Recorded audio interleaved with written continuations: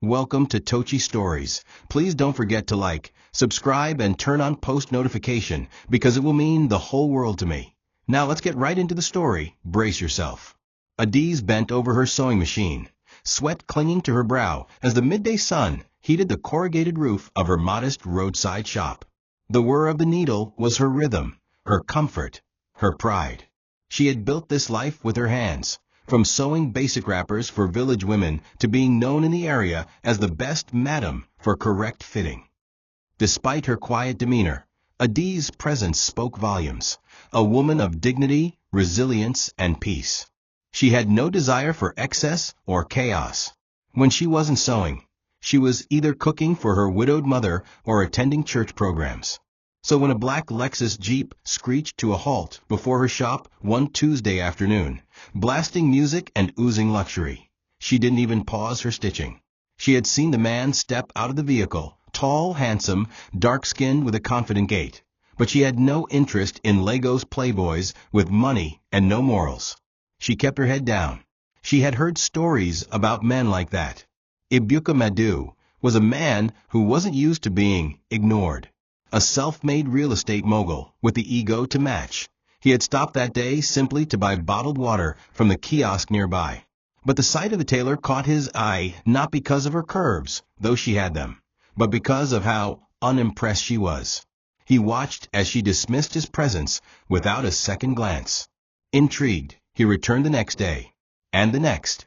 Each time, he brought something new. Jollof rice from a fancy restaurant, expensive fabrics for her shop, a bouquet of flowers, and eventually an iPhone. Adiz always politely declined, but he kept coming, each visit more extravagant than the last. Her mother warned her to be cautious, but Ibuka soon wormed his way into her family, offering to pay their rent, fix their leaky roof, and even sponsor her younger cousin's WAC fees. When he finally asked for her hand in marriage, it was before her pastor, holding her hands as he promised to love her and give her a queen's life. And Adiz, though hesitant, eventually said yes. The wedding was lavish, more than anything Adiz could have ever dreamed. Her dress was custom-made in Italy, the hall filled with gold-trimmed chandeliers, and her guests bathed in champagne and music. Ibuka paraded her like a prized possession, lifting her hand before cameras and whispering into her ear that she was the luckiest woman alive. Everyone clapped. Everyone envied her. But in that moment, beneath the veil and excitement, Adiz felt a strange flutter in her chest, not of love, but uncertainty. Her tailoring machine was gone. Her small shop closed indefinitely. Her once daily prayers had been replaced by constant errands to match his lifestyle. The man she thought she knew was starting to shift in the corners of her reality. But still, she told herself, this was the life she had agreed to, one she hoped would bring peace, not pain. The honeymoon period didn't last. Just 2 weeks after the wedding, the first crack appeared. Adiz was arranging her personal items in the master bedroom when Ibuka barked at her. "Don't hang anything without asking me. I paid for this house." At first, she thought he was joking. But when she smiled nervously and continued arranging a frame of her mother, he flung the photo to the floor, shattering the glass. "This is my space," he said coldly. "You'll need to learn to adjust." From that moment on, Adiz began walking carefully, mentally and physically. No calls to friends unless he approved. No visits to her mother without informing him in advance. Her favorite dresses, the bright Ankara gowns she wore as a tailor, were deemed bush and replaced with tight Western dresses she hated. And the worst? Her beloved sewing machine, the one she'd used to build her identity, was sold off without her knowledge. He told her, "You're my wife now. No need for labor when I can provide everything." She smiled weakly, knowing arguing would be useless. The house itself felt like a museum. Marble tiles, crystal lighting, remote-controlled blinds. But it was cold, sterile. Like love couldn't survive there. Ibuka traveled often, and when he was home, he moved from one business call to another, barely glancing at her unless it was to criticize her food or question who she was chatting with on WhatsApp. Adiz, once vibrant, became a ghost in her own home. She started talking to herself when she cooked, just to fill the silence. Her attempts at intimacy, not just physically but emotionally, were met with dismissiveness. "You're too soft. Toughen up, woman. This world doesn't favor weak people." That line echoed in her head every time she tried to share her fears or dreams. She started to wonder if this was love, if this man who had once chased her like a prize had only been acting for the win. Ibuka's public life was the complete opposite. On Instagram, he was the perfect husband. Photos of them holding hands at events. Captions like, "My queen, my peace, my partner." He even bought her a Range Rover for her birthday and filmed her surprised reaction for his page, though the keys were taken back after the cameras stopped rolling. People began calling Adiz lucky.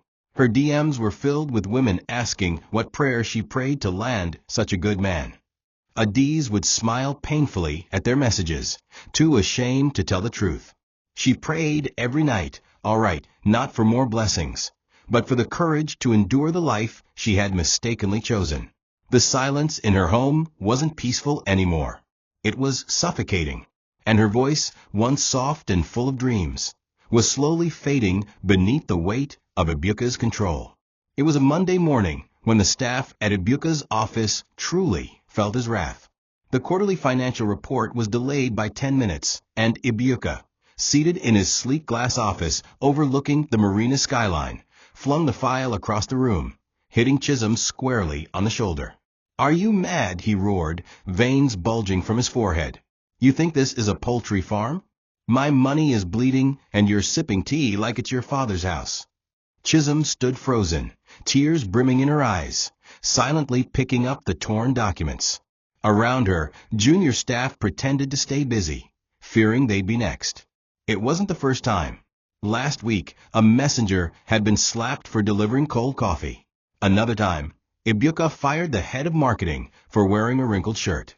He ran his company like a military camp, fueled by intimidation, not leadership. But outside those glass doors, he was known as the CEO with a heart. His LinkedIn profile read, "Building people, transforming lives." Later that evening, that same transformer of lives was at a luxury restaurant in Lekki, wining and dining a 21-year-old slay queen named Mimi. Her makeup was loud, her laughter louder, but Ibuka was grinning ear to ear. He ordered champagne, gifted her an iPhone 15 Pro Max, and whispered sweet nothings while sliding his hand along her thigh. His Instagram story from that night featured a quote, "Soft life is the only life. Hustle harder, kings." Back home, Adiz was eating Gary soaked in cold water, alone in the dark. When Ibuka returned around 2 a.m., reeking of perfume and alcohol, she tiptoed to the living room to welcome him. He glared at her bloated face and scoffed, "You're looking like someone's housemaid. Don't you know how to keep yourself neat? You've stopped being attractive." That night, Adiz cried in silence as he snored beside her, oblivious to the hurt he had buried in her soul. Her pregnancy had begun showing more visibly, but rather than bring joy, it made her feel like a burden in her husband's eyes. Every compliment now belonged to younger girls online. Every moment of care he once offered had turned into complaints and insults. But what truly broke her wasn't the cheating or the coldness. It was that she had no one to talk to. No job, no friend, no dignity. Just a belly full of life, and a house full of loneliness. And though she didn't know it yet, the same man who once promised her paradise would soon drag her into the most humiliating moment of her life, all over a missing $200. Adiz sat on the cold tiles of the kitchen floor, clutching her swollen feet as they throbbed from standing too long. The aroma of egusi soup filled the house, but it no longer brought comfort, only obligation. At 8 weeks pregnant, the fatigue had started setting in. She often battled nausea in the mornings and swollen ankles by evening.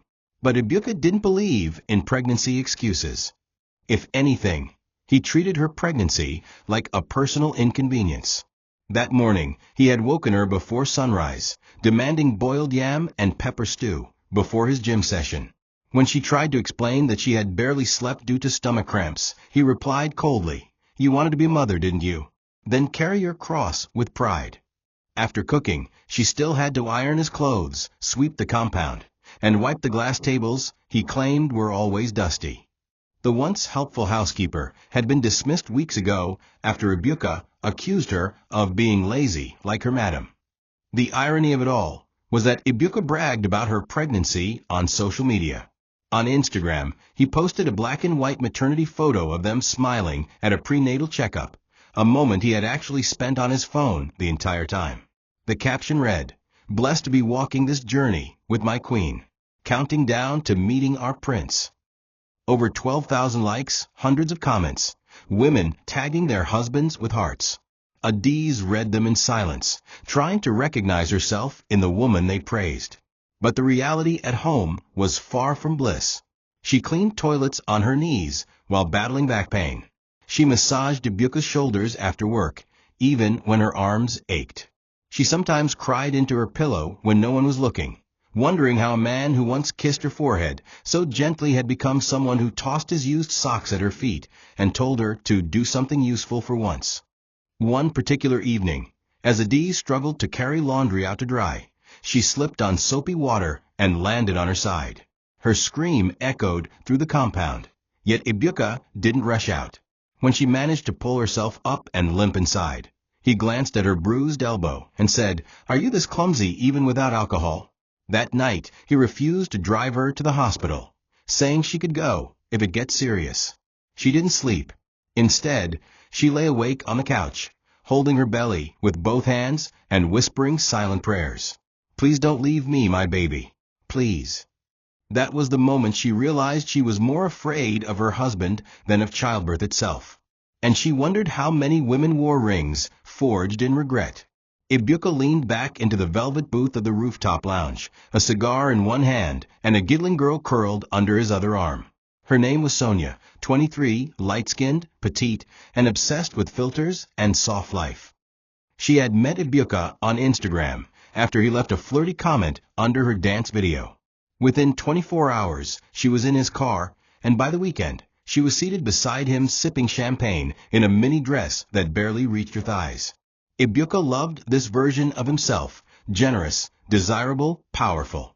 With Sonia, he could be worshipped without question. No cries about pregnancy, no swollen feet, no neediness. Just laughter, skin, and the ego stroke of a younger woman calling him daddy, and giggling every time he tapped his account balance on his phone. That night, he spent close to 800,000 Nigerian nairas on drinks, gifts, and her spa package.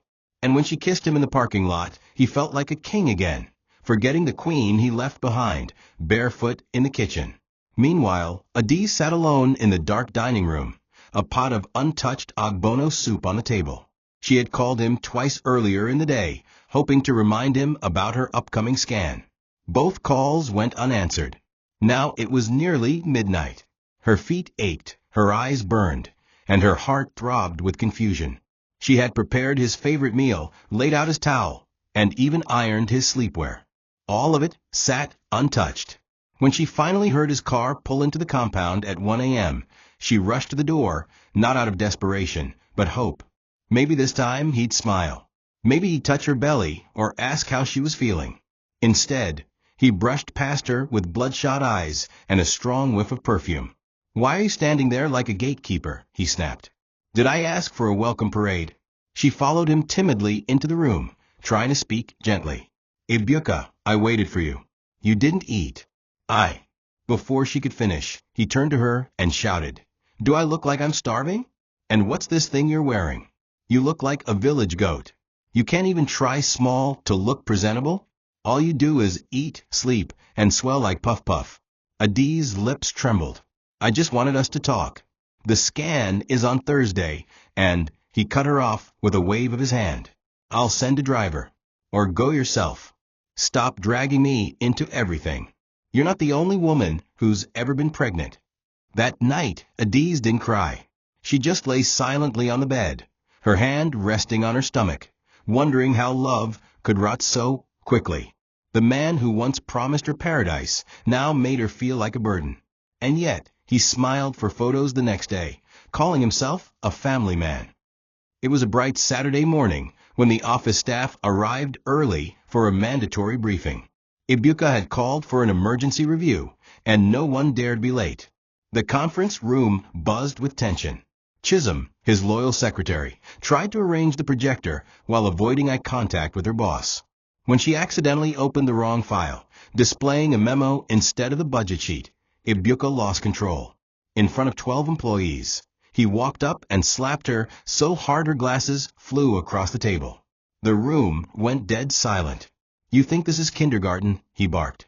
"Is this why I pay you?" Chisholm held her cheek, trying to hold back tears. No one moved. They had seen him humiliate janitors and drivers before, but this slap was different. It carried hate, not just anger. After the meeting, Chisholm went to the restroom and wept. Her salary was high, but at what cost? Later that afternoon, Ibuka took a break from his chaos to entertain another young woman. This time, a TikTok star named Lara. They met at a private spa, where he had reserved an entire wing just for the two of them. He paid for her massages, took selfies with her, and promised to feature in one of her skits. To her, he was a rich, generous blesser.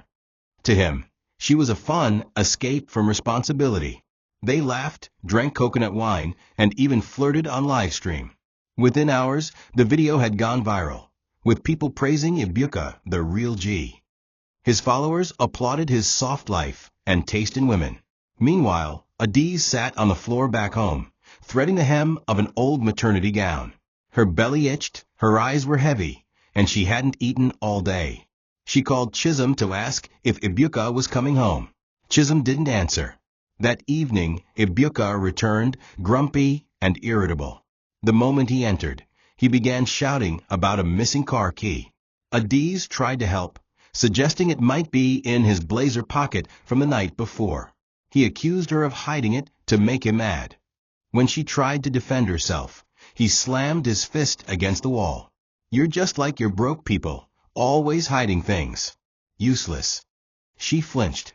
The neighbors probably heard, but Adiz didn't care anymore. She had reached the point where her silence was louder than his shouting. That night, she sat awake with her swollen belly pressed against her thighs and her thoughts wandering to escape. She wasn't sure how much more she could take.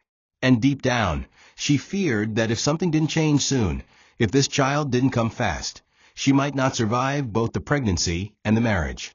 The sun had barely risen when Ibuka shouted Adiz's name from the balcony.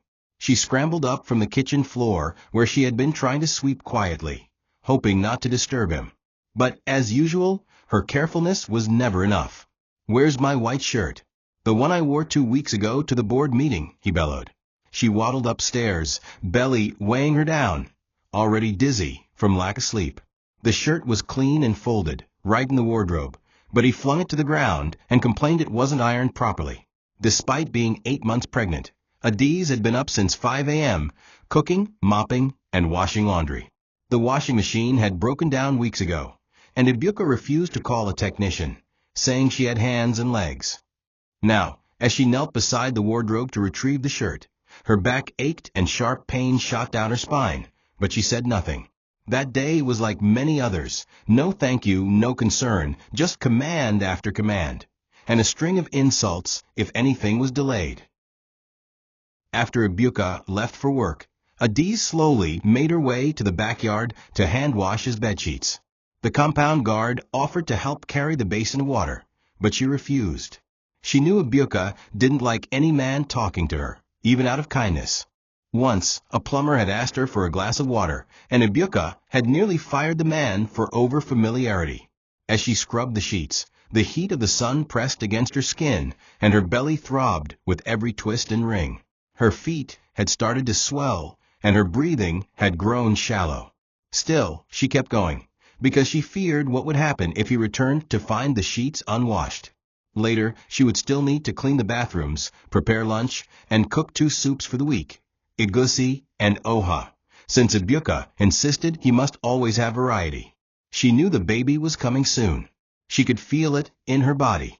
But the man who got her pregnant had done nothing to prepare a nursery, buy diapers, or even ask how she was coping.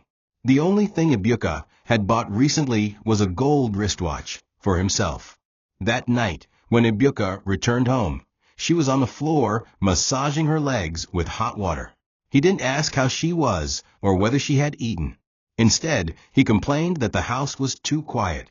"Can't you play music or something? It's like I'm living with a ghost," he said, tossing his shoes aside and slumping into the couch. She offered to serve him dinner, but he declined and ordered pepper soup from an online vendor. "Your food doesn't taste the same anymore," he muttered. She wanted to scream. She wanted to ask how it could taste the same when she cried into every pot. But instead, she returned to the kitchen, packed the untouched soup she had made, and placed it back in the fridge.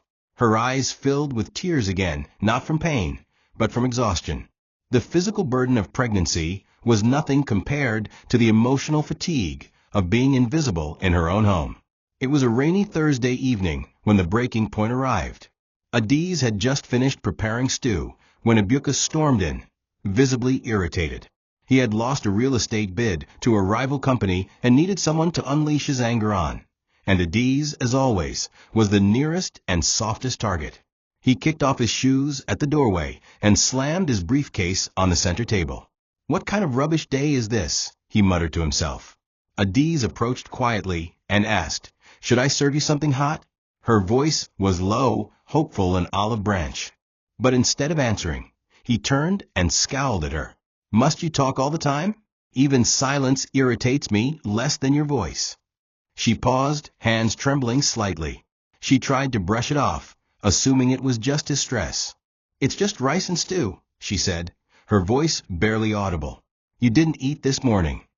He cut her off sharply. "I said I don't want." Then it happened. In one swift, angry motion, he grabbed the bowl from her hand and flung it across the living room wall, red stew splashing against the paint like blood. "I said shut up," he shouted. Adiz recoiled in shock. Her heart thudded. But before she could turn away, he stepped forward and shoved her, hard. She stumbled back, arms flailing, and crashed into the edge of the dining table. Pain shot through her ribs and down her side. She fell to her knees, her pregnant belly pressing painfully against her thighs. The breath knocked out of her. For a second, the world stood still. Then she let out a cry, not just from pain, but from years of suppressed anguish. Ibuka froze. He hadn't expected the fall to be that hard. But instead of helping her up, he grunted and walked away toward the bathroom, muttering, always playing victim. She was left on the floor, gasping, hands shaking as she clutched her stomach, praying to God her baby hadn't been harmed. She lay there for almost 10 minutes before gathering enough strength to crawl to the couch. She sat there for hours, her body aching, her mind spiraling. She remembered her mother's words during courtship. "A man who hides his temper before marriage will show it later with interest." She remembered how kind Ibuka had once been, how tender he acted in front of others. And she wondered how the same hands that held her gently during their first dance now pushed her with such violence. That night she didn't sleep. She kept her eyes open, listening to the rain, her baby kicking lightly as if trying to comfort her. She wanted to call someone, her mother, the pastor, even a friend. But what would she say? That her perfect husband had just shoved her across the room? Who would believe her? The pictures on Instagram were still fresh. #couple goals, they call them. But in reality, her marriage was a war zone, and she was slowly losing the battle for her sanity. The morning of Adiz's birthday came quietly, with no kisses, no breakfast in bed, no note on the pillow. She woke up early, hopeful despite everything. She cooked his favorite meal, yam porridge with snail sauce, and dressed in a blue wrapper and matching head tie she had sewn herself 2 months earlier. She thought maybe, just maybe, he would remember. The past weeks had been hell, but birthdays had always mattered to her. Growing up with very little, it was one day she was always celebrated, even with just boiled eggs and song. By 9 a.m., she had arranged a small breakfast table, laid out new napkins, and even wrote a short love note tucked under his plate. But when Ibuka came out of the room, yawning and scrolling through his phone, he didn't even glance at the setup. "Did my mechanic call?" he asked. She shook her head gently. "Good. Don't pick any calls today unless it's business." He walked past the table without acknowledging it. Her heart sank. Her day had already died by morning. At noon, he left without explanation. Dressed in white linen and cologne, he told her not to wait up. Some of us actually work, he said, before slamming the front door. Adi sat down slowly at the table, untouched food growing cold. She stared at the plate, at the love note he hadn't read, and then at her phone. No messages, no calls, no happy birthday from the man she had given up her dreams for. She placed a palm on her belly and smiled bitterly. At least I'm not completely alone, she whispered to her unborn son. The rest of the day was a blur. She didn't cry, not yet. She just moved around slowly, like a woman mourning something invisible. That evening, she lit a candle on a cupcake she had bought the day before and sang softly to herself. Happy birthday to me. Her voice cracked midway. The tears came then, hot, heavy, and unrelenting. By midnight, Ibuka staggered into the house, laughing on a voice call with someone. Adiz waited at the dining table, still in her blue wrapper, now smeared with dried tears. He glanced at her with mild irritation. Why are you sitting there like a statue? You want to scare me at night. She stood and walked toward him, hands folded. It's my birthday, Ibuka, she said softly. He didn't even say before she could finish. He cut her off with a loud scoff. Birthday? And so? Did you build a house? You better sleep and stop acting like a child. He dropped onto the couch and continued laughing at his phone. The pain in her chest was so sharp she had to lean against the wall for support. She had no gifts, no hug, no dinner, not even a kind word, just humiliation. That night, she packed away the cupcake, the untouched food, and the note, all the little tokens of hope, and threw them in the bin. Her birthday had ended, but a new resolve had begun. This is not the life I prayed for. The image of Ibuka Madu had always been carefully curated. Powerful CEO, generous donor, loving husband, and soon-to-be father. On social media, he was revered. His sharply tailored suits and polished speeches gave him the aura of a man who had it all. But behind the glass doors of his empire, the truth bled through in moments, too cruel to ignore. One such moment came during a corporate dinner party held at a five-star hotel. As cameras flashed and laughter filled the air, a waiter accidentally spilled a few drops of wine on Ibuka's white kaftan. The young man, barely out of university, stammered an apology, but Ibuka stood up and struck him across the face with the back of his hand, in front of everyone. Gasps echoed through the hall. Some guests laughed nervously, others looked away. But one blogger captured the entire incident on video. This is what you get when you hire rats to serve kings, Ibuka had said, returning to his seat with a smirk. He didn't know the video would be uploaded online within hours, and he definitely didn't expect it to go viral by morning. The video spread like wildfire. Hashtag Ibuka the Tyrant began trending. Thousands shared it, expressing horror at his behavior. Human rights activists condemned him, demanding accountability. Brands he partnered with issued statements, and whispers of pending investigations into his employee treatment began surfacing. For the first time, the cracks in his carefully managed image were visible to the public. Back at home, Adiz saw the video, watched it in silence, and didn't know whether to feel satisfaction or shame. A part of her wanted the world to finally see the monster she lived with. But another part feared what this exposure might provoke in him. That night, Ibuka came home in a foul mood. Do you know how many rats are jealous of me? He spat, pacing. Let them talk. They envy greatness. He didn't mention the slap or the boy.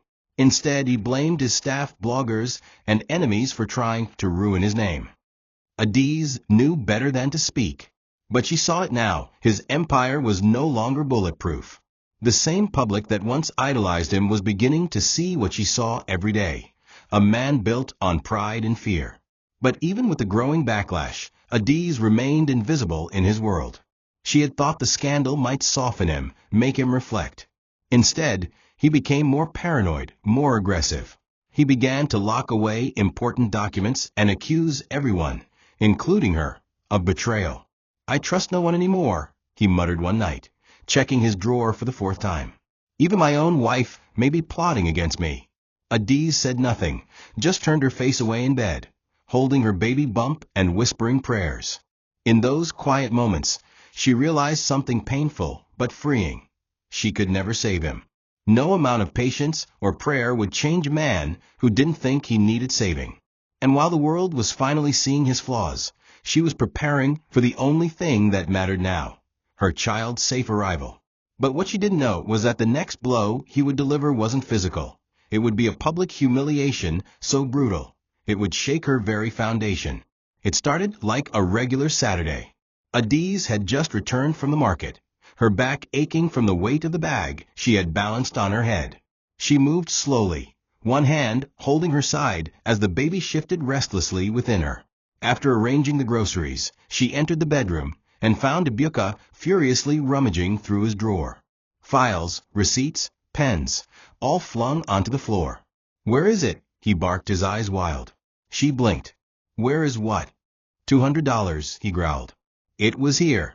I kept it inside a white envelope under my contracts. It's gone." Adiz walked over and peered into the open drawer. "Maybe you moved it? Or one of the workers?" "Don't play dumb with me," he shouted. "I know how your people think. Always sending money back to your broke family." Her mouth dropped open in disbelief. "Are you accusing me of stealing?" "Don't twist my words," he said, pacing. "All I know is that I put here. Now it's gone. You're the only one with access." Adiz's voice trembled. "Ibuka, I've never touched your money. You've locked me out of everything." "Why would I?" He waved her off. "I don't want to hear stories. You've become sneaky.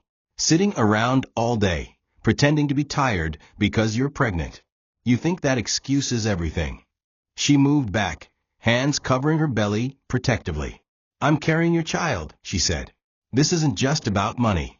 You're looking for a reason to punish me." Ibuka's face contorted with rage. "You want punishment? I'll give you punishment."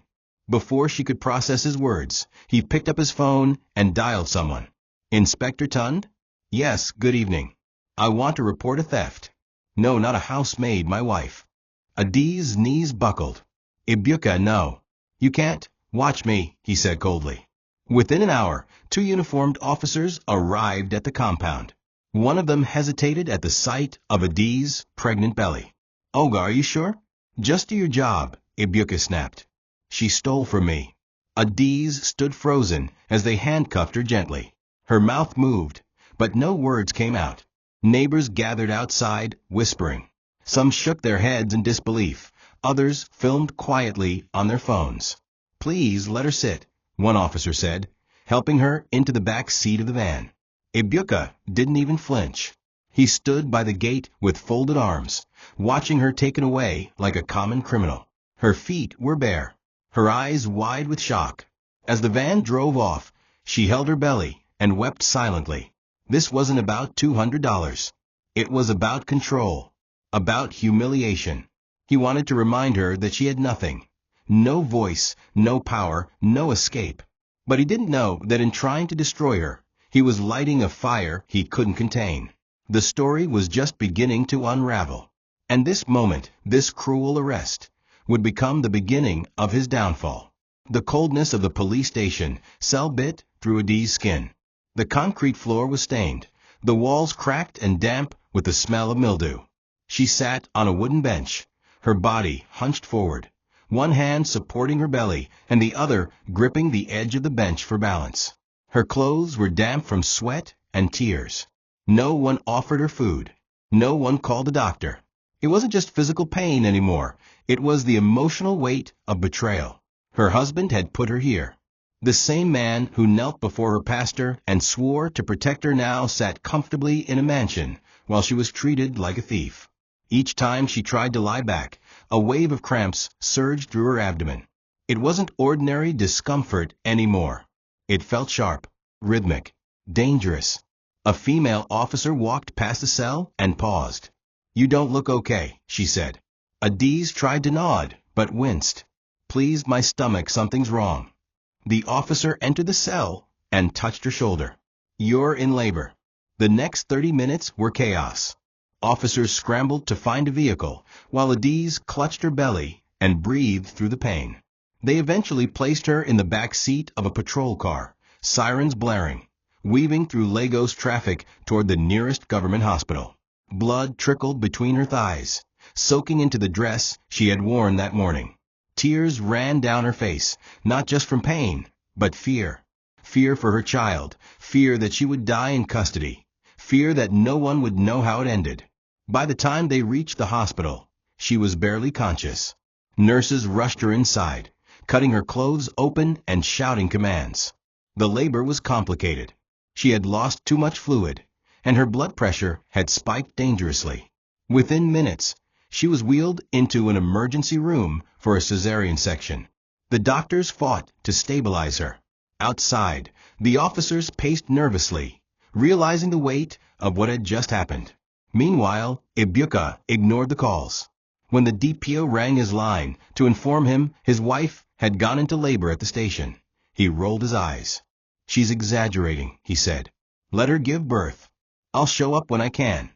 He didn't realize the damage had already been done. A young female officer who had followed Adiz to the hospital took photos of her, unconscious, pale, belly cut open, and sent them to her cousin, a human rights activist. Within hours, Adiz's story hit social media. Screenshots of the arrest, her condition, and audio clips of Ibuka shouting about his stolen money began circulating. People were horrified. Hashtags began trending. Women's groups demanded justice. By the time Ibuka finally decided to check his phone that night, his name was on every platform, not as a proud father, but as a villain. The story wasn't just viral. It was viral with rage. And the same public that once praised him now gathered their voices to curse him. Adiz drifted in and out of consciousness as the fluorescent lights in the hospital operating room flickered above her. The voices of nurses and doctors blended into a fog of sound, distant and frantic. The pain had dulled to a pulsing throb, replaced by exhaustion and a strange numbness, the kind that comes when a person is too tired to cry anymore. When her eyes briefly opened, she saw a masked doctor nodding to the nurse beside him. "We're losing her," someone muttered. "Push fluids. Quickly." Her mind spun, and her hand reached instinctively toward her belly. Then darkness. In another moment of fading clarity, she heard a baby's wail pierce through the haze. A sharp, tiny cry. Her baby. Her son. Alive. That was the last thing she remembered before slipping back into unconsciousness. When Adiz finally woke up, it was hours later in a hospital ward. The air was sterile, heavy with antiseptic. Her lower abdomen ached with fire from the emergency cesarean section, and her throat felt like sandpaper. Her eyes fluttered open, scanning the room. No flowers, no family, no husband. Only the soft whir of a ceiling fan and a folded blanket at the end of her bed. A young nurse entered, her expression soft. "You made it," she said kindly. "So did your baby. He's strong." The words were meant to be comforting, but they landed like a rock in Adiz's chest. She blinked slowly, then whispered, "Where is he?" Moments later, they placed a child in her arms, small, wrapped tightly in white, sleeping with his tiny mouth curled in a peaceful pout. Adiz stared at him, tears slipping down her cheeks. She had done it. Alone. In pain. In humiliation. But she had done it. There was no call from Ibuka. No message. No footsteps in the hallway. The nurses said he had been informed hours ago, but never showed. Adiz's heart twisted, not out of longing, but out of quiet rage. She had nearly died, and he didn't care. She remembered the handcuffs, the faces of strangers watching her be dragged away, the stench of the cell. All over $200. She whispered into her son's ear, "I will never let him hurt you the way he hurt me." The nurse stood quietly at the corner of the room, watching. Eventually, she walked over and said, "Madam, I don't mean to intrude, but your story is everywhere. People are talking. They're angry. We all are." Adiz nodded slowly, still rocking her child. "Let them talk," she whispered. "Let the world see what he really is." Because this time, she would no longer defend him. The man who left her to die in shame had given her something unexpected, a new life. And she would rise, not just for herself, but for the child now sleeping safely in her arms. Back at home, Ibuka sat in his study with a glass of whiskey in one hand and frustration mounting in the other. He had just ended a call with one of his business associates, who sounded nervous and cold. People are distancing themselves, Ibuka. There's too much heat right now. He slammed the phone on the desk, all because of a stupid rumor, a misinterpreted video, a few tweets. He walked to his drawer to retrieve a folder, the one he had been using during the week he'd accused Adiz of stealing from him. As he shuffled through it, a slim white envelope fell out from between two sheets. He picked it up and paused. Slowly, he opened it and stared at the neatly stacked bills inside. $200. Untouched. Unmoved. Right where he had hidden it. Right where he had forgotten it. The air left his lungs like a punctured balloon. The room spun for a second as the weight of what he had done hit him like a sledgehammer. He sank into his chair, gripping the envelope as if it would erase his sins. He had dragged his pregnant wife to a police station over this, over his own mistake. She had gone into labor there, in pain, in tears, in chains. He had missed the birth of his son. And now, the truth lay in his hands, silent, undeniable, cruel. He tried to rationalize it. I was under stress. She could have just said she didn't take it. She wasn't supportive. The excuses burned out as quickly as they formed. Because deep down he knew the truth. He had never needed proof to punish her. He had only needed power. And now he had none. Panicked, he called the hospital. No one answered. He called again. Then again. Finally, a nurse picked up and informed him that Adiz had given birth but was not receiving visitors. She left specific instructions, the nurse said. No husband allowed. Ibuka's chest tightened. I'm her husband, he barked. She nearly died. The nurse replied calmly, Yes, sir. And from what we hear, you nearly killed her. The line went dead. Ibuka dropped the phone. For the first time, he felt truly alone. The silence in the house roared louder than any insult he had ever hurled. The marble floors, the designer walls, the grand chandelier, they all felt like a cage now. His throne had crumbled. His queen was gone. And his newborn son had arrived into the world with no memory of his father's name. All because of $200 and a heart filled with pride. The internet was ablaze, and Ibuka's name was everywhere. But not for the reasons he once paid influencers to post. What started as a single post from a nurse's cousin had now snowballed into a national outrage. Videos of Adiz being led away by police officers in handcuffs circulated alongside audio recordings of her crying from inside the cell. Images of her post-surgery in a hospital bed, pale and weak, holding her newborn child, were shared by bloggers and reposted by celebrities. Feminist groups, domestic abuse activists, and even medical associations released statements condemning Ibuka's actions. The hashtags #Justice for Adiz, #Ibuka the Abuser, and #$200 trended across all platforms. One tweet summed up the public fury. He spent millions on slay queens, but sent his pregnant wife to prison over $200 he misplaced. We are not mad. We remember. Ibuka tried to do damage control. He released a statement through his PR team, claiming it was a misunderstanding, and that he deeply regretted any distress caused. But the internet had receipts.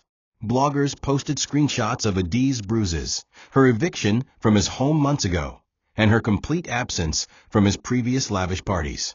Former staff came forward anonymously to share stories of physical abuse and verbal torment. One even claimed Ibuka docked pay for laughing too loudly in his office. Every skeleton he had buried was now being unearthed. Business deals began to collapse. 2 of his luxury property investors pulled out, citing ethical conflicts. A famous actress who once praised his romantic gifts deleted all traces of him from her page. His empire, once untouchable, was now crumbling. And the worst part? Adiz said nothing. No interviews. No live videos. No emotional speeches. Just silence. That silence wounded him more than the hashtags. It meant she had moved past the need to be heard by him.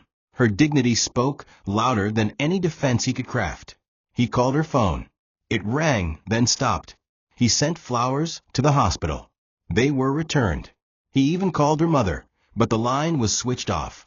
The media swarmed his gate, flashing cameras in his face when he tried to sneak out.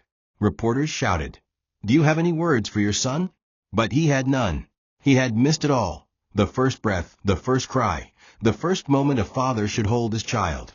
And now, all he could do was sit alone, scrolling through a world that once adored him, now turned into a mirror, showing him what he had truly become. Not a man, not a father, just a cautionary tale. Adiz watched the rain fall softly against the hospital window, her son cradled gently in her arms. The nurse had just removed the 4 from her hand, and the final discharge papers sat folded in the side drawer. After 4 days in the hospital, the time had come to go home. But which home? The house she had once lived in no longer felt like hers. It hadn't in months. That building, filled with marble and glass, had always been a monument to Ibuka's ego. It had never held her joy, only her silence, her fear, and her erasure. So when the matron asked, "Where should we call to pick you up, madam?" Adiz didn't hesitate. "My mother," she said. "I'm going home." The ride to her mother's flat was quiet. The baby slept soundly on her chest, his tiny hand wrapped around her finger as if reassuring her. The driver, a volunteer from the NGO that took up her case, said nothing the entire ride. But his eyes in the mirror often flicked toward her, not with pity, but with admiration. When they arrived at her mother's small bungalow in Ajagunal, Mama Ijeoma rushed out in tears. She had seen the stories online, but hadn't heard from her daughter directly. Now seeing her alive, with a child in her arms, broke the dam of emotion. They embraced for what felt like eternity. The baby stirred, and Mama Ijeoma kissed his forehead. "He looks just like you did when you were born," she whispered. Inside, Adiz lay on a low mattress and looked around the room that once held her childhood memories, now worn with age but soaked in safety. It was the first time in months she could breathe without fear. That night, as the baby nursed quietly, she wrote in a notebook she hadn't touched in over a year. "His name will be Zachora," she wrote, "because he reminds me that even when the world is cruel, God remembers." She didn't mention Ibuka's name once. She didn't need to. The past no longer controlled her voice. Ibuka, however, had begun to lose control. He arrived at the hospital too late. Adiz had already left. His roses were returned. His voice messages were unread. His social media was in ruins. And now, as he sat alone in his living room, surrounded by luxury that suddenly felt lifeless, he tried to call her again. Nothing. He watched her final picture online. Adiz holding Zachora, her eyes calm but distant. The caption from the NGO's page read, "Strength is a woman who walks away without needing to shout." It haunted him. He poured another drink, but the taste was bitter. Not from the alcohol, but from guilt. For the first time, Ibuka didn't feel like the man he pretended to be. He felt small, powerless, forgotten, and most painfully unneeded. The woman he once controlled was gone, and she had left without a single goodbye. The fallout came in waves. First were the endorsements, for major brands pulled their contracts within the same week. One issued a scathing press release, "We stand with women. We condemn violence in every form." Then came the corporate consequences. His real estate firm's board of directors called an emergency meeting.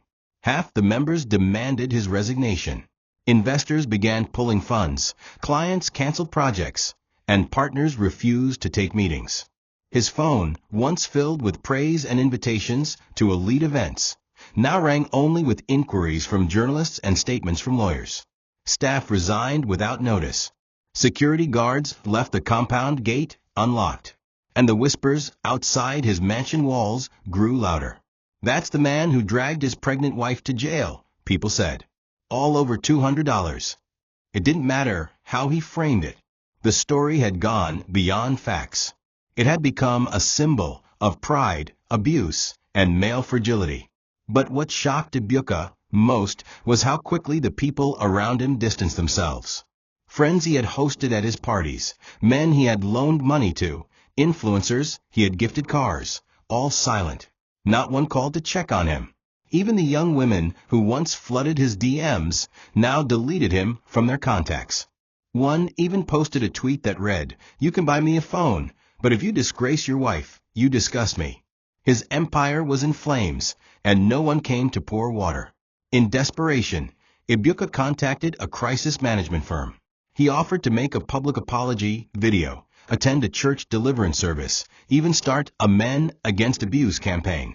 But the firm declined. "It's too late," they said.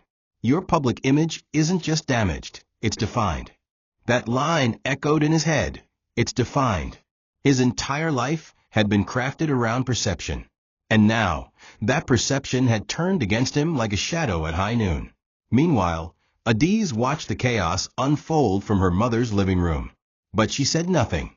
When her mother tried to show her one of the latest headlines, she shook her head. "Let it burn," she said quietly. She was focused on healing. Her body still bore the bruises of surgery and stress, but her spirit was slowly mending. She prayed in the mornings, breastfed Zachora through the night, and began sketching dress patterns again during quiet afternoons. An old customer came by one day, bringing fabric and begging Adiz to sew for her again. That small act reminded her that she hadn't lost everything, just the part of her life that needed to be lost. And even as the world discussed Ibuka's downfall, Adiz focused on building something new. Not with noise, not with revenge, but with quiet dignity and steady hands. The small room behind Mama Igioma's house soon became Adiz's workshop. She cleaned it up, borrowed a second-hand sewing machine from her cousin, and used leftover fabric to make baby clothes and headscarves. The word spread quickly. "Adiz the tailor is back," neighbors whispered. Within 2 weeks, she had 5 orders. By the end of the month, a local women's NGO reached out to her, the same one that had helped post her story. They offered to sponsor her studio setup and provide free branding for her small business. Tears welled in Adiz's eyes when she saw the signboard they made, "Zachora's Stitches, strength sewn into every thread." She had once been locked in a mansion that felt like a cage. Now, in a humble room with peeling walls and a cracked window, she felt more powerful than ever. Customers came not just for clothes, but for comfort. Women sat in her studio and shared their stories of emotional abuse, abandonment, betrayal. Adiz listened. She didn't interrupt, didn't offer cliché advice. She just let them speak, because she understood what it meant to be unheard. Soon, Zachora Stitches became more than a tailoring shop. It became a place of healing, a quiet haven where women remembered they were more than what they suffered. Local radio stations began referencing her as the woman who rose from silence. One morning, a group of teenage girls came with their teacher, asking if she could mentor them. Adiz smiled, held her son close, and said, "You are never too broken to be useful again." That line stuck with them. It became a mantra printed on the walls of the shop. Ibuka, meanwhile, watched from a distance. Through burner accounts and forwarded posts, he saw her life growing without him. He drove past her street once, watching her from afar as she adjusted a customer's wrapper, her child strapped to her back. She looked peaceful, grounded, alive. He wanted to step out, to speak, to kneel. But something in her posture made it clear she had no more words for him. So he sat there in his dusty car, watching the woman he thought he had broken, rebuild herself with nothing but grace and grit. And in that moment, for the first time in his life, he understood what true loss meant. Not the loss of money or contracts, but the loss of a good woman and the family he never deserved. Ibuka parked his car 3 buildings away from the narrow lane that led to Zachora Stitches. His once glossy Lexus had gathered dust and lacked the arrogance it used to command. The engine hummed low as he turned it off and peered through the tinted window. Across the street, he saw her, Adiz, her head wrapped in a vibrant pink scarf, hands busy measuring fabric while balancing her child on her back. She laughed gently at something a customer said. A small wooden sign beside her shop door read, "We sew dignity, not just clothes." Ibuka's throat tightened. She looked nothing like the broken woman he once dragged in handcuffs.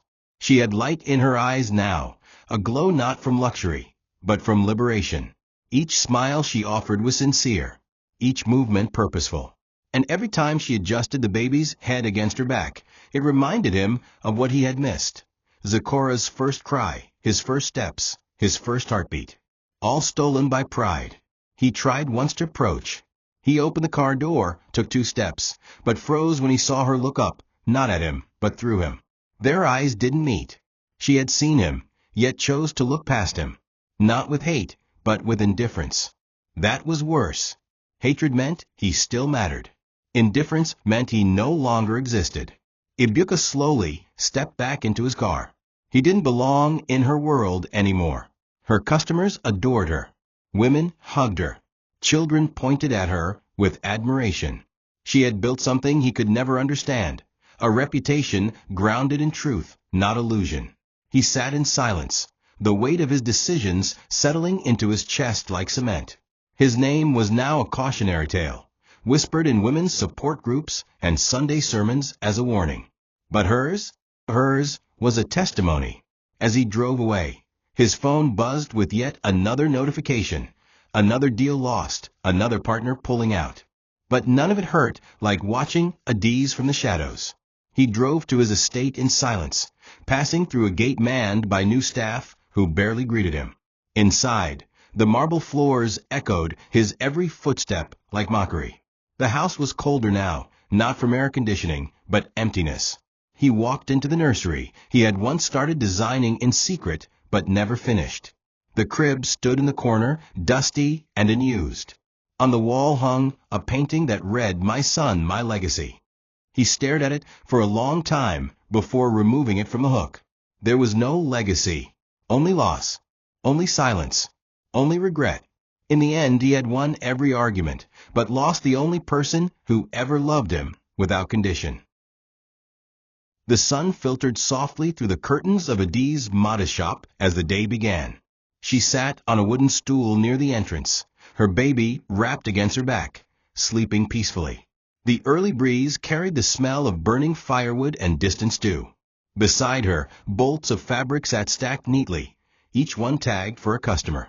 Her hands moved in gentle rhythm as she threaded a needle, humming a quiet tune, the same lullaby her mother once sang to her during long, restless nights. For the first time in years, her heart felt quiet, not numb, not aching, just still. The kind of peace that doesn't come from money or validation, but from surviving something that should have broken you. The shop door opened, and a young woman stepped in, bruised eyes, low voice. "They said you listen," she whispered. Adiz smiled, stood, and pulled out a chair. "You're safe here," she said. "You're seen." Customers flowed in and out all day, and Adiz moved with calm authority. She taught 2 teenage apprentices how to take measurements, offered an elderly woman extra cloth at no charge, and paused to breastfeed her son between fittings. The local pastor dropped by to bless the space, leaving behind a basket of yams and a heartfelt prayer. Around midday, a journalist from a popular women's magazine stopped by to ask for an interview. Adiz declined gently. "Tell my story, but don't focus on the man who broke me," she said. "Focus on the woman who healed." The journalist nodded, understanding the power of those words. When evening came, Adiz swept the shop, humming again, her son now awake and giggling. She kissed his forehead. "You saved me," she whispered, "and I will give you a life better than I ever knew." Outside, 2 girls passed by the shop and stopped to stare. "That's her," one whispered. "The woman who forgave the world and fixed herself." The other nodded. She didn't shout. She didn't fight. She just walked away and built something better. And inside, Adiz sat by the window, sipping warm tea. She looked at the road she once left in chains, and the small banner above her door that now bore her name. Her mother rocked the baby gently beside her, humming a hymn. "You look like a woman who won," she said quietly. Adiz turned, smiled softly, and replied, "No, I just survived what was never love." And with that, she closed the door, not just to her shop, but to a chapter of pain that would never own her again. Thank you for watching this video. What did you learn from this story? Drop it in the comments. Please make sure you like, comment, and subscribe to my YouTube channel TOCHI Stories for more.